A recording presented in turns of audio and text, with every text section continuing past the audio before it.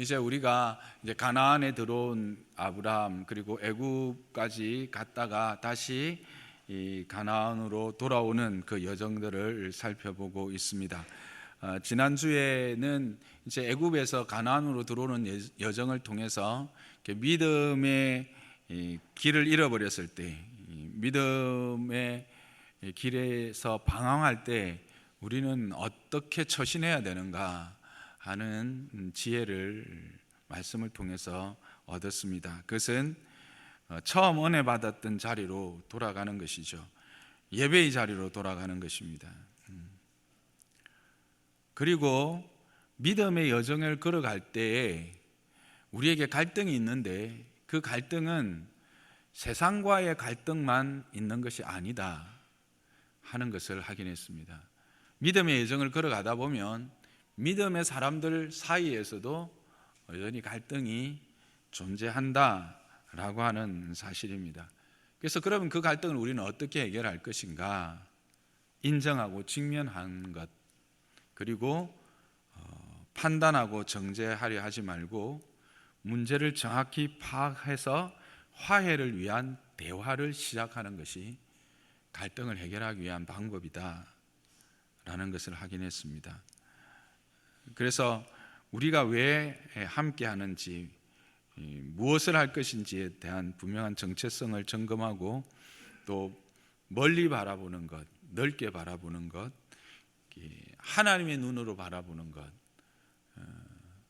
그리고 마지막으로 은혜를 받은 자로서 은혜를 베푸는 자의 삶으로 반응하는 것, 그게 믿음의 사람들 사이에 믿음의 걸음을 걸어가는 그 걸음 위에서 생기는 갈등들을 해결하는 방법이다 하는 지혜를 얻었습니다.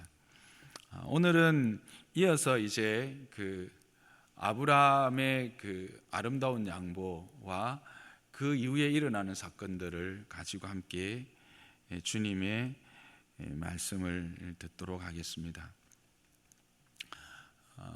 갈등이 일어났을 때 아브라함은 은혜를 받은 자로서 그 은혜를 베푸는 자의 자세를 보여줍니다.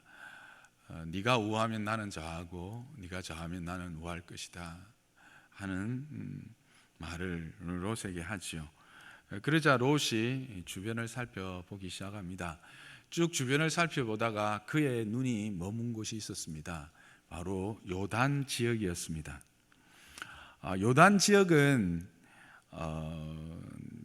그 낮은 그 지역, 그 소알은 이제 작다라는 의미인데 요단 지경의 저지대에 대한 일반적인 호칭입니다. 그래서 갈릴리 호수를 중심으로 해서 그 요단강을 끼고 있는 비옥한 땅, 그 땅이 눈에 들어왔습니다.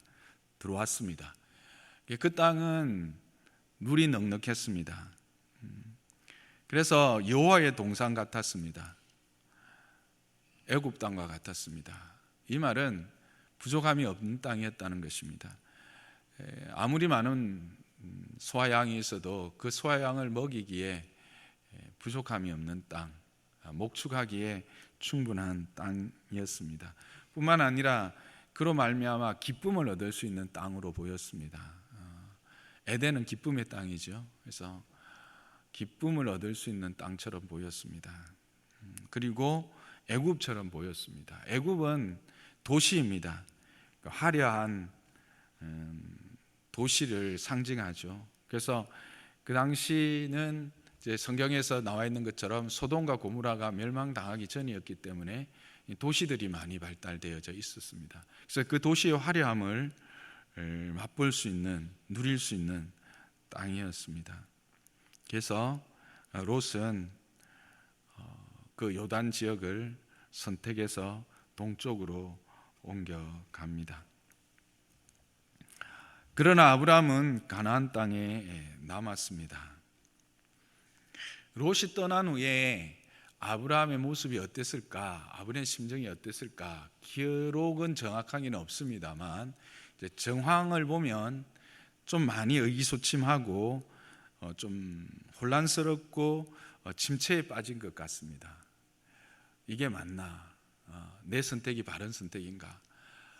내가 호기를 한번 부렸는데 그것 때문에 내가 너무 많은 것을 잃어버린 것은 아닌가, 뭐 그런 생각들. 또 그렇게 함께 여기까지 온 롯이 자신을 떠난 것에 대한 서운함과 또 아쉬움, 이런 것들이 교차했던 것 같습니다. 이제 그것을 알 수 있는 것이 그 이후에 여호와께서 찾아오셔서 그에게 말씀해 주신 것들을 보면 그를 위로하고 그를 이렇게 세우는 말씀입니다. 약속을 통해서, 전에 했던 약속을 통해서 더 분명한 약속으로, 더 세밀한 약속으로 주시면서 일어날 것을, 그래서 긁고 확인할 것을 권면하는 걸로 봐서 아브라함이 너무 씩씩하고 너무 잘 극복하고 있었으면 굳이 하나님께서 이런 말씀을 안 하실 거라는 거죠. 그렇게 보면 아브라함이 의기소침하고 뭔가 혼란스러워하고 침체되어져 있는 그런 모습을 보게 됩니다. 그게 오늘 우리가 함께 읽었던 이 본문의 말씀입니다. 그러면 여기서 이제 볼 때 우리가 이 시점에서 창세기 저 뒤에 뭐 22장 가지 말고 창세기 13장 이 시점에서 누가 바른 선택을, 현명한 선택을, 세상적으로 보면 성공한 선택을 했다고 말할 수 있을까요? 롯일까요? 아브라함일까요? 저는 롯이라고 생각합니다. 그렇지 않습니까? 지금 목축할 양이 많습니다. 종들도 많습니다. 그러면 어디를 선택해야 될까요? 당연히 목축하고 근심이 없이 기쁨으로 생활할 수 있는 곳을 선택하는 것이 바른 선택입니다. 쉽게 이야기하면 강남에 집을 살 기회가 있었고 저기 무척산 밑에 땅을 살 기회가 있었습니다. 무척산 밑에 땅은 엄청 넓지만 강남에는 그냥 아파트 한 채이긴 하죠. 어쨌든 근데 롯은 어디를 산 겁니까? 강남 땅을 산 겁니다. 그리고 아브라함은 무척산 밑에 땅을 산 겁니다. 누가 잘 산 겁니까? 롯이 잘 샀죠. 롯이 잘 샀습니다. 세상적인 시각으로 보면 롯이 현명합니다. 아브라함은요, 세상적인 시각으로 보면 한 번의 호기, 믿음의 결정을 했다고 하지만 한 번의 호기를 부림으로 자기가 가축과 그 많은 식솔들을 책임져야 될 책임자로서의 책임을 소홀히 한 것이고 그것을 회피한 것일 수 있습니다. 그렇지 않습니까? 동의가 안 되시는 것 같은데 왜 여러분이 동의가 안 되시는 줄 압니까? 여러분이 결과를 알고 있기 때문에 그렇습니다. 근데 결과를 딱 떼내고 보자는 겁니다. 이게 뭘 말하느냐 하면 우리가 믿음의 걸음을 걸어가고 우리가 하나님 앞에 선한 선택을 하고 하나님 앞에서 하나님이 기뻐하시는 선택을 했다고 할 그때에 세상이 보는 시각과 또 내 안에서 일어나는 생각들이 어떤 생각이 있을 수 있냐 하면 이거 바보 같은 선택한 거 아니야? 세상이 볼 때 저 어리석은 사람 저런 선택을 하다니 정말 어리석다, 정말 세상 물정 모른다 라는 말을 들을 수 있다라는 이야기예요. 근데 우리는 이제 결과를 아는 거죠.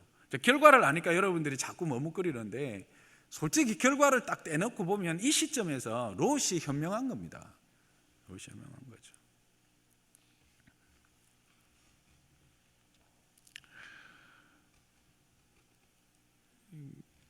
그런데 방금 우리가 말했던 것처럼 결과를 놓고 보면 롯의 선택이 잘못된 선택이 되어집니다. 그럼 왜 잘못된 선택이 되어졌을까 하는 겁니다.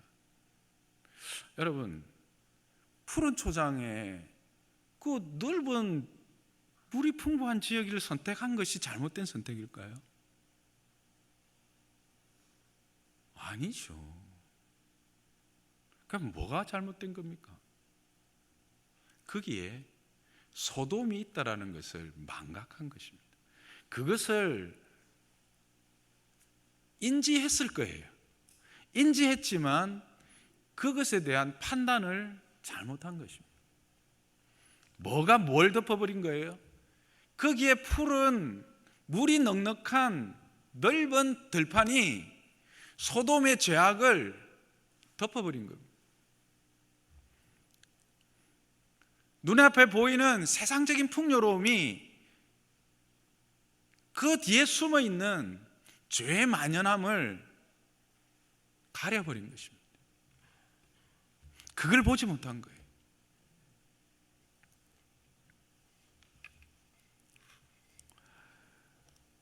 롯은 자기가 목축하기에 좋은 것만 선택했어요. 자기가 가고 있는 곳에 사람들에 관해서는 생각하지 않았다는 것입니다. 그들이 하나님에 대해서 어떻게 생각하는지, 하나님이 그곳을 어떻게 생각하는지, 그곳에서 내가 어떤 일이 일어날 것인지에 대해서는 생각하지 않았다는 것입니다.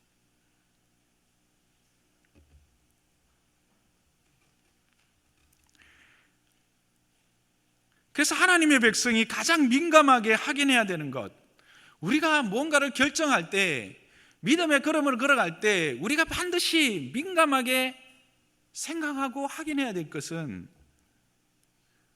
지금 내가 어디를 향하고 있는가, 어디에 가까워지고 있는가라는 것을 민감하게 확인해야 돼요.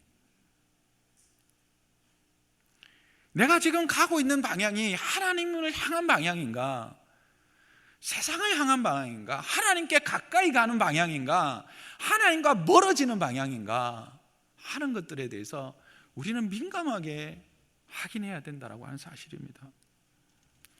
그렇지 않으면 당장 눈에는 화려하고 풍요하고 부족함이 없이 우리에게 채워지는 것 같지만 결국은 다 사라지고 오히려 부끄러움만 남게 되어 진다라고 하는 사실입니다.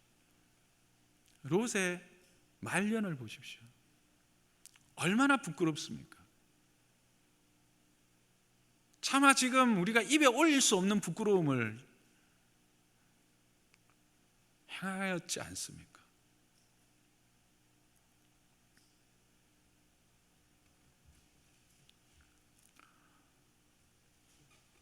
내가 만일 하나님으로부터 멀어지고 있는 길에 있다면 그 길은 지금 아무리 내 삶을 부여롭게 하고 화려하게 하고 평안하게 하고 정말 하나님의 동산 같은, 그런 에덴 동산 같은 기쁨을 주는 길이라 하더라도 그 길은 잘못된 길이라 하는 것을 여러분 기억하셔야 합니다.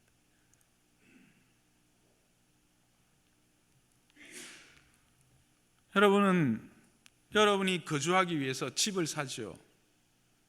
어떤 기준으로 집을 사서 이사를 하십니까? 여러분은 직장을 얻습니다. 어떤 기준으로 직장을 얻습니까? 여러분은 결혼 상대자를 찾죠. 젊은이들, 아직 여기 결혼 상대자 찾는 애들은 별로 어쨌든 여러분의 자녀들의 결혼 상대자를 찾는다고 합시다. 어떤 기준입니까?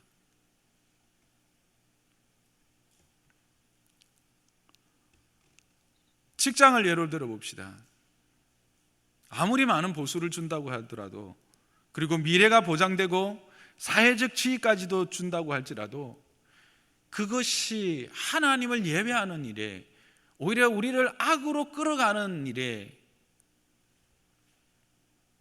가깝다면, 그렇게 끌려갈 수밖에 없는 자리라면 우리는 어떻게 해야 될까요? 돌아서야 되는 것입니다. 포기해야 되는 것입니다. 땅값이 오르는 곳에 여러분의 집을 사시겠습니까? 아니면 예배하기에 합당한 곳에, 늘 가까이서 기도하고 하나님을 예배하기에 합당한 곳에 여러분의 집을 사겠습니까? 목사님, 요즘에는 교회가 천지인데 어디 가도 교회 있는데요. 그렇죠, 맞아요. 그러나 진정 하나님의 은혜가 있고 말씀이 살아있고 내가 은혜가 되는 그 은혜의 자리를 사모하면서 가는 곳을 내가 중심으로 사느냐, 아니면 내가 가서 내가 먼저 내가 원하는 곳을 찾고 그 다음에 후순위로 그곳을 찾느냐, 우선순위가 어디에 있느냐는 이야기예요. 요즘 대부분의 이사하는 이유가 뭐예요? 자녀들의 교육입니다. 자녀들의 교육이 여러분의 자녀들을 책임질까요? 교육 환경이 여러분의 자녀들을 책임집니까? 하나님 외에는 책임질 사람이 없어요. 누가 책임을 집니까? 과외 선생님이요? 좋은 학원이요? 좋은 학교가요? 하나님이 책임지십니다. 저는 저와 여러분이 이 믿음의 여정을 걸어갈 때 이것을 꼭 기억하시기를 바랍니다. 이 길이 하나님과 가까워지는 길인가? 하나님을 예배하기에 더 온전한 길인가? 합당한 길인가? 아니면 하나님께로부터 멀어지는 길인가? 하나님을 예배하고 하나님을 알아가는 일에 방해되는 길인가? 그것이 여러분의 선택의 기준이 되기를 주님의 이름 축복합니다. 그것이 기준이 될 때 우리의 삶이 복이 되는 것입니다. 롯이 가장 큰 실수가 중에 하나가 뭔지 압니까? 아브라함을 떠난 것입니다. 아브라함이 누구입니까? 복입니다. 하나님이 복되다고 한 것을 떠나버린 거예요.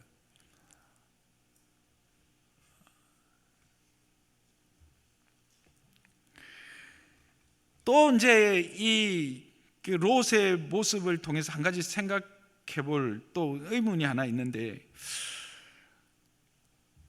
어떻게 이 롯이 그러면 그 소돔까지 가게 됐을까 하는 거예요. 소돔까지 안 갔으면 될 거 아니야. 그렇죠? 동의가 되면 고개라도 끄덕끄덕 좀 해주시고. 앞에 이야기했잖아요. 물이 풍부한 곳 나쁘지 않았어요. 나쁘지 않아요. 하나님은 우리를 이 땅에서 늘 그냥 찌질하게 그냥 그렇게 살게 하시는 분 절대 아니세요. 근데 문제는 뭐냐면 소돔까지 가서 그 이후의 삶을 보면 소돔에 완전히 동화되어 버렸어요. 사위를 누구를 사위 삼아요? 소돔 사람을 사위를 삼아요. 그리고요, 소돔의 성문에 앉는 자가 돼요. 여러분, 구약에서 성문에 앉는 자라는 말은 어떤 의미인 줄 아시죠? 나름대로 그곳에서 인정받고 지위를 얻었다라는 거예요. 완전히 융화가 돼서 그냥 세상에서 보면 이게 믿음의 사람인지 소돔 사람인지 구분이 안 되게 됐다는 이야기예요. 의문이 드는 거예요. 왜 그래 됐을까? 물론 첫걸음을 잘못 선택해서 그렇다고 할 수 있지만, 그러나 그렇다고 거기까지 갔을까?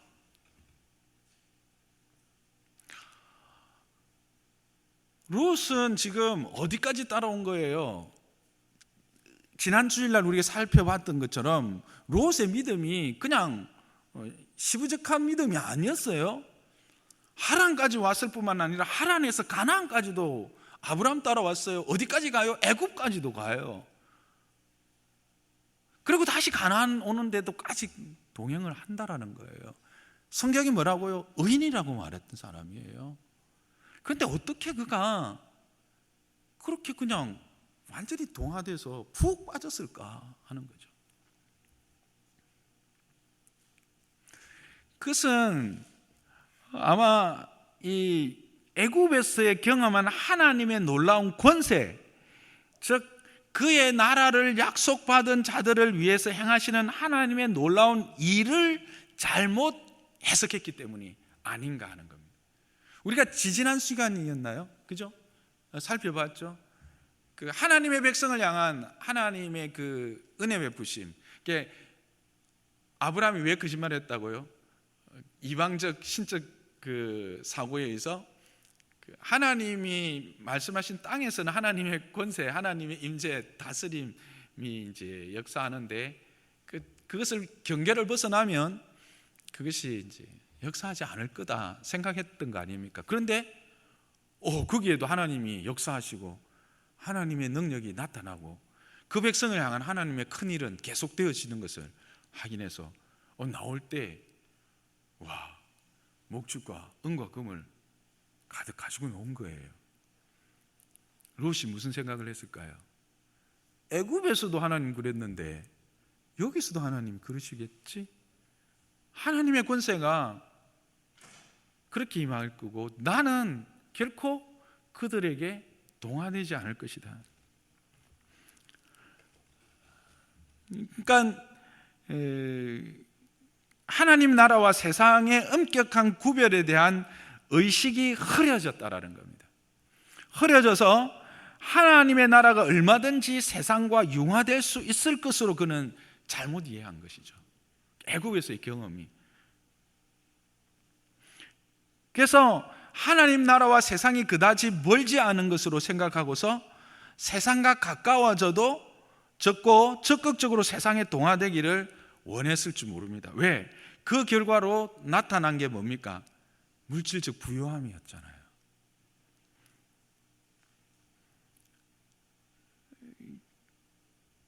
결국 요즘으로 말하면, 쉽게 이야기하면 과도한 자신감입니다. 죄에 대한 자신의 힘이나 의지를 신뢰하는 거죠. 하나님에 대한 믿음을 이야기하지만 하나님이 거기에서도 나를 지키실 것이다 라고 말하지만 이 하나님의 나라와 그 나라와의 경계에 대하여 내 스스로가 뭐예요? 허물어버리고 내가 기준이 된 거예요. 하나님이 행하실 것에 대한 기대를 하면 내가 내 스스로를 지켜내는 것이 아니라 내가 기준이 되어서 내가 그 일을 능히 감당할 수 있을 것이다 라고 하는 영적 교만함이죠. 과도한 영적 자신감이라 할까요? 쉽게 이야기하면 나는 어떠한 환경에서도 내 믿음 지킬 수 있어. 나는 뭐 주일을 성수하지 못하는 직장이라 할지라도 내 믿음 지킬 수 있어. 나는 불신하는 남편, 아니 내가 교회를 가는 것조차 반대하는 남편이라도 내가 그 남편 변화시킬 수 있어. 그 남편과 지금 결혼하기만 하면 지금은 내가 처음에는 좀 지는 것 같지만 결국 내가 이길 거야. 이런 거죠. 지금 내 아이가 그 학교에 가거나 그 학원에 들어가면 주일날 아예 바깥 출입을 못하게 하는 학원이지만 그래도 그 학원 안에서도 내 아이는 믿음을 지킬 수 있을 거야. 뭐 이런 거죠.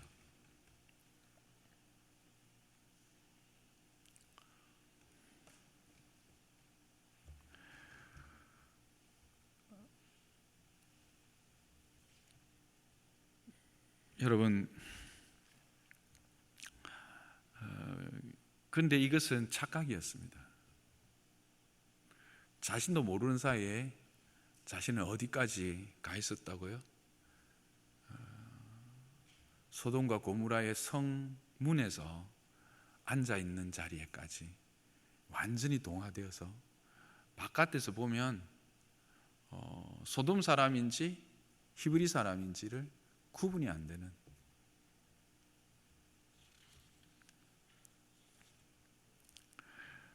우리는 겸손해야 합니다. 늘 은혜를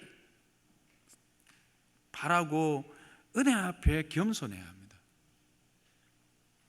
그리고 하나님의 나라와 세상 나라의 경계에 대하여 분명히 인식하고 우리는 거기로부터 나를 지킬 수 있는 은혜를 늘 구하는 자의 자세, 그런 겸손한 자의 자세가 필요하다라고 하는 사실입니다. 이것은 직장 생활을 하신 많은 분들이 실제로 직장 가운데서 경험하게 될 겁니다.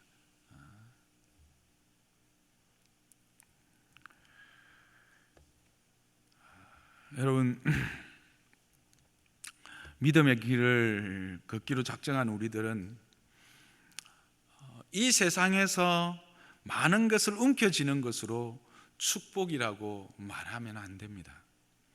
진짜 축복은 하나님으로부터 주어지는 것입니다. 그런데 우리는 이 세상의 끝을 놓쳐버리면 낙심하고 그냥 주저앉아 버린다라고 하는 사실입니다.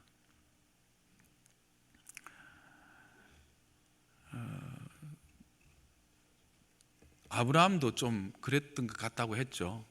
이는 그냥 제 생각이긴 한데 가서 물어보기는 봐야 되겠죠.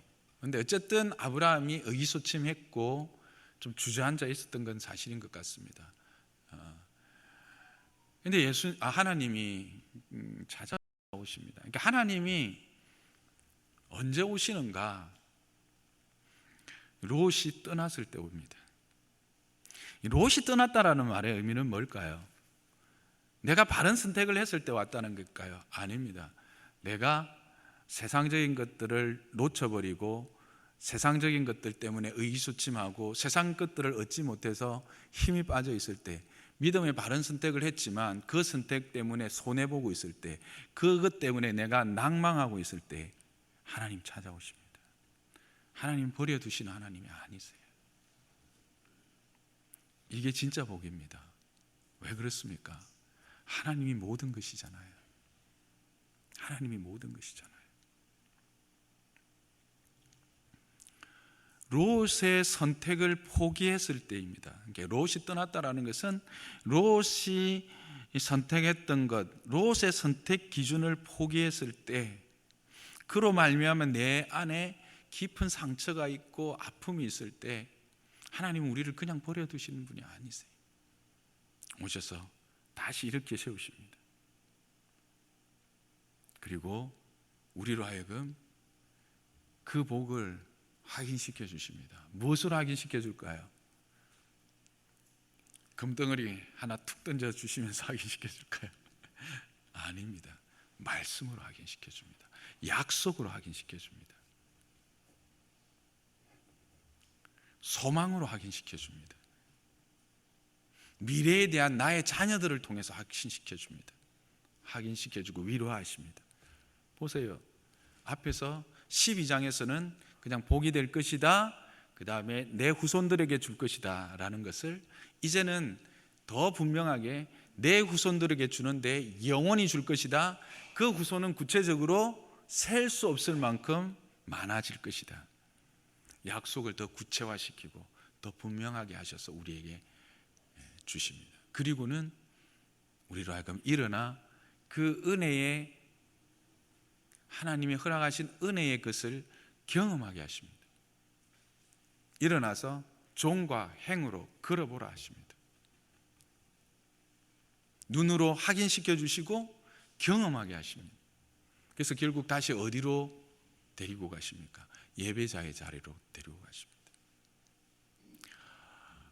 학자들에 따라서 소돔과 고모라에 대한 그 위치가 막 이렇게 있지만, 저는 이 동편 또 요단이라고 하는 걸 볼 때 저는 사해 위쪽에 있다고 이렇게 생각을 합니다. 어떤 이들은 사해 밑쪽에 있다고 하는데, 그것은 다음 주에 조금 이렇게 생각해 볼 수 있는데, 그것은 제가 생각하는 위치와는 좀 다릅니다. 어쨌든 갈릴리 지역을 중심으로 한 요단 편입니다. 아브라함은 약속을 따라서 남쪽으로 옵니다. 그러니까 베델과 아이가 중간쯤이라면 이렇게 갈릴리와 그쪽은 약간 북동쪽이고 헤브론은 남쪽이죠. 그래서 약속을 따라 헤브론으로 내려와서 제단을 쌓습니다. 하나님을 다시 예배하는 자가 되고 일어나서 그 소망을, 하나님의 약속을 부여잡고 소망의 걸음을 걸어가게 되는 것이죠. 그렇습니다. 믿음의 걸음을 걸어가는 사람은 이 복을 누리고 이것 때문에 살아가는 자들입니다. 그리고 그것을 부여잡고 사는 자들입니다. 눈앞에 보이는 것이 다가 아니라는 것을 압니다. 예수님 시대에도 그랬습니다. 예수님의 가르침, 유대인들이 보기에는 도대체 이해가 되지 않았습니다. 그들은 이는 이로 눈은 눈으로 대응해야 합니다. 그런데 예수님 뭐라 말씀하십니까? 원수를 사랑하라 합니다. 눈은 눈으로 이는 이로 하지 말고 오히려 원수를 사랑하고 원수가 줄이거든 먹이라고 합니다. 오리를 가자 하면 심리 가지고 왼쪽 밤 때리면 오른쪽 밤 내주라 합니다. 그도 달라 하면 쏘고까지 주라 합니다. 이해할 수가 없었습니다. 이런 어떤 삶의 모습뿐만 아니라 도대체 이해할 수 없는 말씀도 하십니다. 나는 생명의 떡이다. 너희 조상은 모세로부터 주어진 떡을 먹어도 죽었거니와 나는 하늘로부터 온 떡이니 나를 먹지 않고는 너희가 영원히 살 수 없다. 나는 너희를 영생하게 하는 떡이다. 그래서 내 살을 먹고 내 피를 마시는 자마다 죽지 않고 영원히 산다. 이해가 안 됐습니다. 그래서 많은 사람들이 떠났습니다. 그때 예수님이 12제자들에게 말합니다. 너희도 가려느냐? 너희도 가려느냐? 그때 베드로가 뭐라고 말합니까? 주여, 영생의 말씀이 주께 있사오니 우리가 누구에게로 가오리까? 주여, 뭐가 있다고요? 영생의 말씀이. 믿음의 사람은 이런 사람입니다. 세상의 가치로는 어리석고 세상의 지혜로는 이해할 수 없는 것이지만 말씀이 있기 때문에, 그 말씀이 우리에게 영생이 되기 때문에 그 말씀 따라가는 자, 그가 바로 저와 여러분이요, 그렇게 걸어가는 자가 믿음의 걸음을 걷는 자들입니다. 저와 여러분이 그런 자 되기를 주님의 이름 축복합니다. 우리가 그 걸음을 걸어야 합니다. 물론 세상이 우리를 비웃기도 합니다. 조롱하기도 할 것입니다. 그런데 그 조롱과 그 비웃음은 죄의 결과입니다. 여러분, 예수님이 십자가를 지셨을 때 당하신 것은요, 다 죄의 결과로 주어진 것들이에요.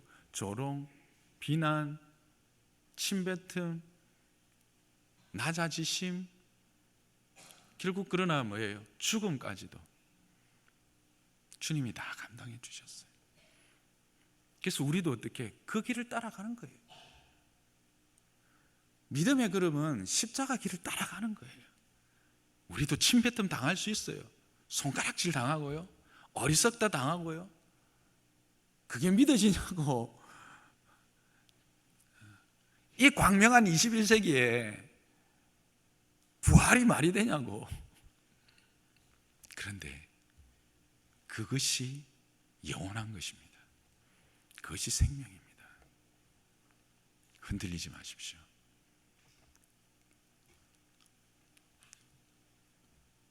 주님이 말씀하십니다. 하나님이 아브라함에게 말씀하십니다. 너와 내 자손에게 주리라. 영원토록. 아멘.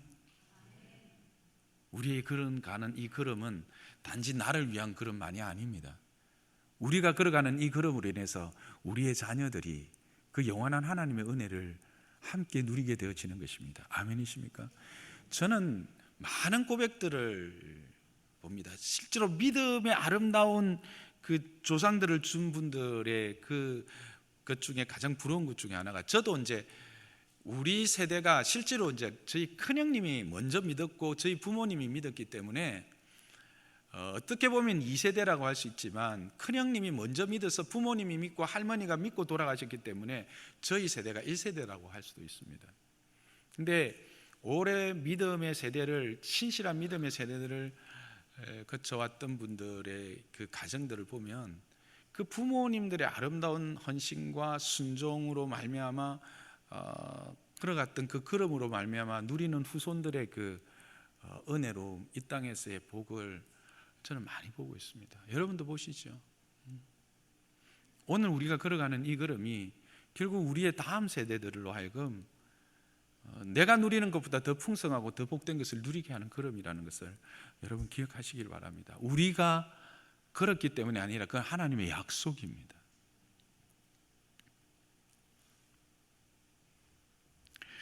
그래서 시편 기자는 이렇게 시편 37편에 이렇게 말합니다. 악을 행하는 자들 때문에 불평하지 말며 불의를 행하는 자들 시기하지 말지어다. 롯을 시기하고 롯 때문에 불평할 수 있잖아요. 롯 그래도 내 따라와 놓고는 결국은 나를 이렇게 하고 지가 좋은 것 하죠. 지가 여기 어떻게 왔는데 이렇게 할 수 있지 않겠습니까? 그들은 풀과 같이 속히 배임을 당할 것이며 푸른 채소같이 새지 않을 것이라. 잡초가 아무리 푸르러도 그것은 속히 배임을 당할 뿐입니다. 빨리 자라면 빨리 자랄수록 꼴에 쓰려고, 거름에 쓰려고 빨리 배일 뿐입니다. 채소 빨리 자라는 것 같지만 속히 세잔해지는 것입니다. 나무 빨리 자라지 않는 것 같지만 그 뿌리가 깊어지면 깊어질수록 그의 열매는 더 충실해지는 것입니다. 햇빛이 내리쬐는 것, 푸른 채소에게, 뿌리 뽑힌 푸른 채소에게는 재앙이지만 나무에게는 한량없는 은혜입니다. 그 햇빛으로 모든 영양분을 새롭게 만들어내고 열매를 익혀가고 뿌리는 내려가게 되어 있는 것입니다. 그래서 여호와를 의뢰하고 선을 행하라고 말하고 있습니다. 땅에 머무는 동안 그의 성실을 먹을거리로 삼으라고 말하고 있습니다. 하나님의 성실하심을 따라 오늘도 우리는 하루를 그 믿음의 걸음을 걸어가는 것입니다. 그리고 여호와를 기뻐하라고 말합니다. 여호와를 기뻐하는 것입니다. 여호와가 삶의 목적이 되는 것입니다. 여호와가 주시는 것으로 기뻐하는 것이 아닙니다. 여호와를 기뻐하는 것입니다. 이것이 진짜 복입니다. 욥이 언제 가장 큰 복을 누리게 됩니까? 평안했을 때요? 아닙니다. 이유를 알 수 없는 고난 가운데서 하나님을 만났을 때였습니다. 욥은 왜 자기에게 이런 일이 일어나는지 몰랐습니다. 이유 없는 실제로 고난이기도 했습니다. 근데 그것이 끝이 뭡니까? 하나님을 내가 이제는 눈으로 보고 손으로 만져봐야 됐다. 이전에는 귀로만 듣기만 했더니 눈으로 보고 만진 바 되었다는 진정한 복을 고백하게 되어지는 겁니다. 여호와를 기뻐하는 것입니다. 그러면 우리의 마음의 소원을 하나님이 이루어 주시는 것입니다. 우리의 길을 여호와께 맡기십시다. 그를 의지하면 그가 이루십니다. 어떻게 이루십니까? 우리의 의를 빛같이 나타내시는데 정오의 빛같이 분명하게 드러내실 것입니다. 아멘이십니까? 저와 여러분, 이 땅의 믿음의 걸음을 걸어가면서 이 아브라함처럼 때로는 실망되고 좌절되기도 할 것입니다. 세상으로부터 어리석다 손가락질 당하고 그런 취급을 당할 수도 있습니다만 우리는 그 결과를 알고 있습니다. 여러분, 아브라함의 이름과 롯의 이름, 어느 이름이 여러분의 이름이 되기를 원하십니까? 저와 여러분이 이 아브라함을 닮아 이 걸음을 함께 걷는 축복의 사람들 다 되시기를, 그래서 하나님의 위로와 하나님의 공급하신 힘으로 살아가는 자들 되시기를 주님의 이름으로 축복합니다. 말씀 생각하면서 함께 기도하겠습니다.